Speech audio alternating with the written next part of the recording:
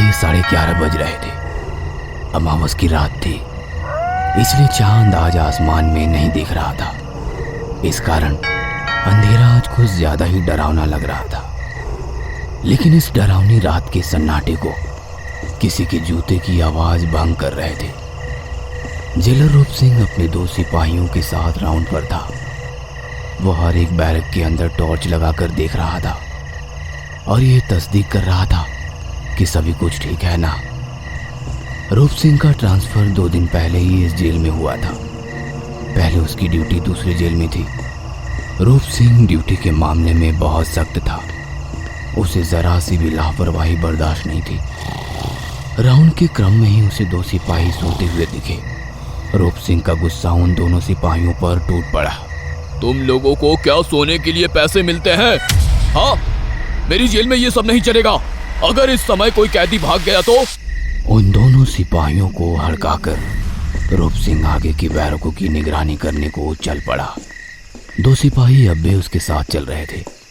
उन दोनों को नींद भी आ रही थी। वे आपस में धीमे धीमे बातें करते हुए रूप सिंह के पीछे पीछे चल रहे थे। पागल जेलर है ये, ना तो खुद सोता है ना किसी को सोने देता है।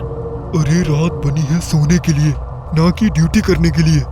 रूप सिंह को पता नहीं था कि उसकी पीठ पीछे उसी के सिपाही क्या बातें कर रहे हैं। वो तो बस अपनी ड्यूटी कर रहा था, वो भी बहुत ईमानदारी से।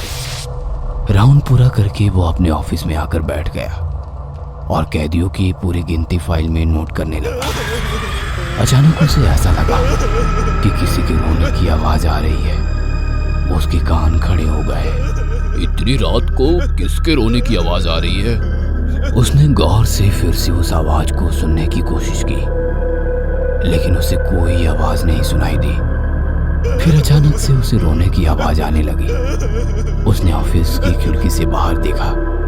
उसकी खिड़की के बिल्कुल पास बैरक नंबर 27 था। उसके नंबर को पढ़कर वो थोड़ा सोच में पड़ गया।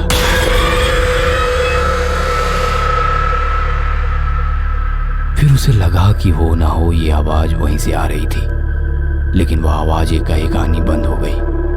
उसे लगा कि शायद ये उसके मन का भ्रम होगा।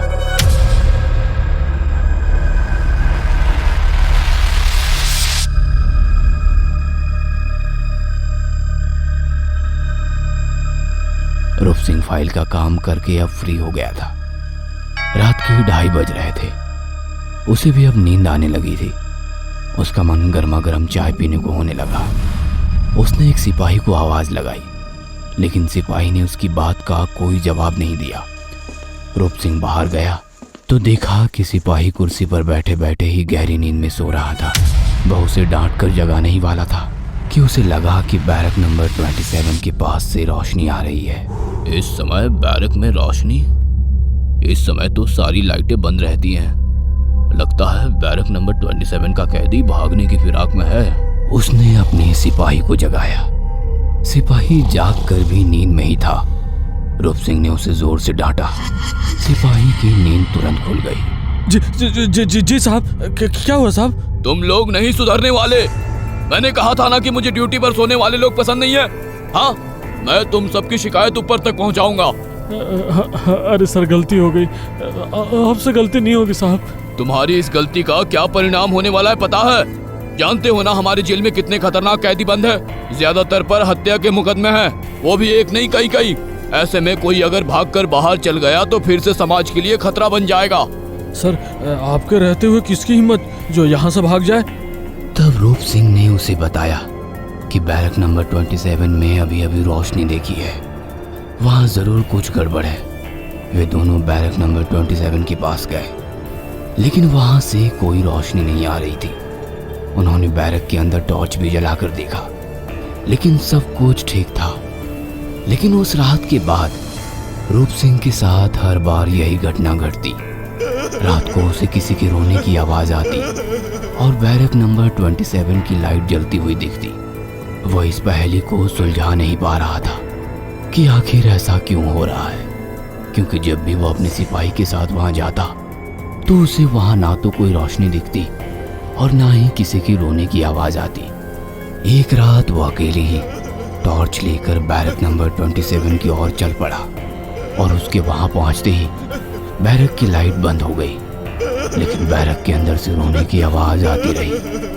उसने टॉर्च जलाकर अंदर देखा तो उसका सिर चकरा गया।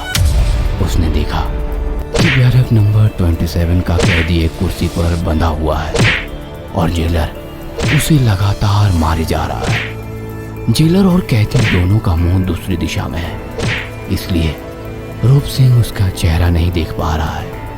कैदी जोर जोर से चिल्ला रहा है, उसका पूरा बदन लहूलुहान हो गया है और वो लगातार रोई जा रहा है और ये कह रहा है कि साहब मुझे छोड़ दो, मैं बेकसूर हूँ। लेकिन उस जेलर पर तो जैसे भूत सवार था, वो उसे जानवरों की तरह मारे जा रहा था। रूप सिंह ने चिल्लाते हुए उस जेलर से उस कैदी को बेरहमी से नहीं मारने के लिए कहा, लेकिन वो राक्षस की तरह उसे मारता रहा। पूरा बैरक खून से भर गया था और धीरे धीरे खून की वो धार बैरक से बाहर आ रही थी। रूप सिंह लगातार रोको रोको, उसे मत मारो, उसे मत मारो चिल्लाए जा रहा था। रूप सिंह के चिल्लाने की आवाज सिपाहियों के कानों में पड़ी। वे सभी भागते हुए बैरक नंबर 27 के पास पहुंचे। क्या हुआ सर? आप इस तरह क्यों चिल्ला रहे हैं और किसे बेरहमी से नहीं मारने के लिए कह रहे हैं?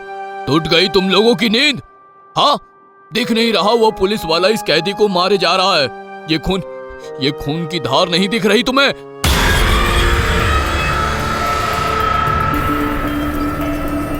सर, आपको क्या हो गया है? यहाँ तो कुछ भी नहीं है। बैरक नंबर 27 का कैदी तो बिल्कुल ठीक ठाक है और वो तो आपको देख रहा है। बैरक नंबर 27 का कैदी बिल्कुल सही सलामत था। उसके बैरक में ना तो कोई पुलिस वाला था और ना ही खून की धार उसके बैरक से बाहर आ रही थी। रूप सिंह के साथ ये घटना अब अक्सर होने लगी। सिपाही पीठ पीछे उसे पागल बुलाने लगे। रूप सिंह ने कुछ दिनों की छुट्टी ले ली, लेकिन घर पर भी उसे ये सब चीजें दिखने लगी थी। कभी कभी तो जब वो खाना खाता तो उसकी रोटी में उसे खून लगा मिलता और कभी गिलास में पानी की जगह खून। कभी कभी टीवी पर फिल्म या सीरियल देखते हुए भी अगर पुलिस की पिटाई का कोई सीन आता तो वो जोर जोर से चिल्लाने लगता। एक दिन तो उसने गुस्से में आकर अपना टीवी फोड़ दिया। रूप सिंह अब पूरी रात जागता रहा और कभी कभी तो चिल्लाते हुए कहता कि जेलर साहब उसे छोड़ दीजिए, वो बेकसूर है। उसकी पत्नी भी उसके इस अजीब व्यवहार से तंग आ गई थी। उसने उसे डॉक्टर को दिखाया। डॉक्टर ने उसे नींद की गोली दी, लेकिन उन गोलियों का उस पर कोई असर नहीं हुआ। अब तो कभी कभी उसके कानों में भी आवाज आने लगी थी। जेलर साहब मुझे मत मारो, मैं तो बेकसूर हूँ, मुझे मत मारो। मेरे बुढ़े माँ बाप का मेरे सिवा कोई नहीं है। रूप सिंह के कानों में जैसे ही एक शब्द पड़े, उसका दिमाग जन गया। कुछ दिनों पहले की बात है। उस समय वो किसी दूसरी जेल का जेलर था और अपनी ड्यूटी कर रहा था। तभी उसे उस जेल के भी बैरक नंबर 27 में हलचल होती हुई दिखाई दी। वो भागकर वहां गया। उसमें एक जवान लड़का बंद था, जिसे आज ही लाया गया था। उस पर चोरी का इल्जाम था। वो लड़का जेल से भागने की फिराक में था। रूप सिंह ने उसे रंगे हाथों पकड़ लिया और कहीं झापड़ खींच कर मार दिए। साहब मत मारिए, मैं बेकसूर हूँ, मैंने कोई चोरी नहीं किया। मैं तो अपनी माँ और बाबूजी के लिए रोटी लाने गया था।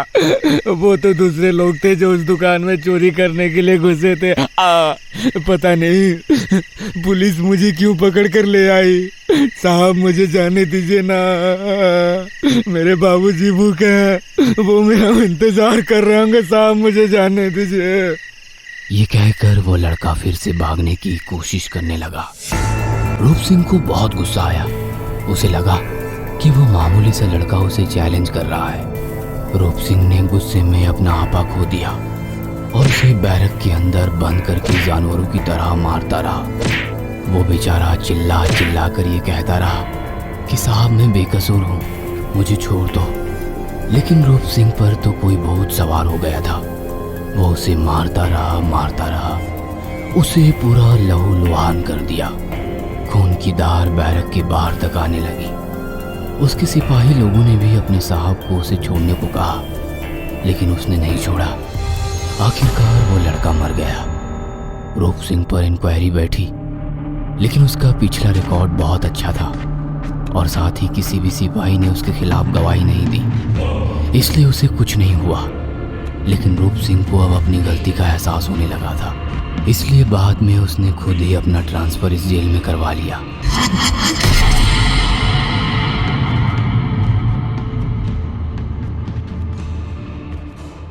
लेकिन वो कहते हैं ना कि आपके कर्म की आंखें बहुत तेज होती है। आप चाहे पाताल में भी जाकर छिप जाए, ये आपसे अपना हिसाब मांगने लगता है। वह लड़का बेगुनाह था, लेकिन गुस्से में अंधे रूप सिंह ने उसे मार दिया। उसने सोचा कि वो बच गया है, लेकिन उसका कर्म उसका पीछा कर रहा था। रूप सिंह को अब हर दिन दौरे पड़ने लगे थे। थक हार कर उसे मेंटल अस्पताल में भर्ती करवा दिया गया। लेकिन एक दिन सुबह सुबह जब उसके कमरे का दरवाजा खोला तो अस्पताल के नर्स ने सामने जो देखा उसे देख वो सिहर गई। वो भागकर डॉक्टर के पास गई और हांफते हुए नर्स ने डॉक्टर से कहा, सर बेड नंबर 27 ने कमरे से लटक कर आत्महत्या कर ली है।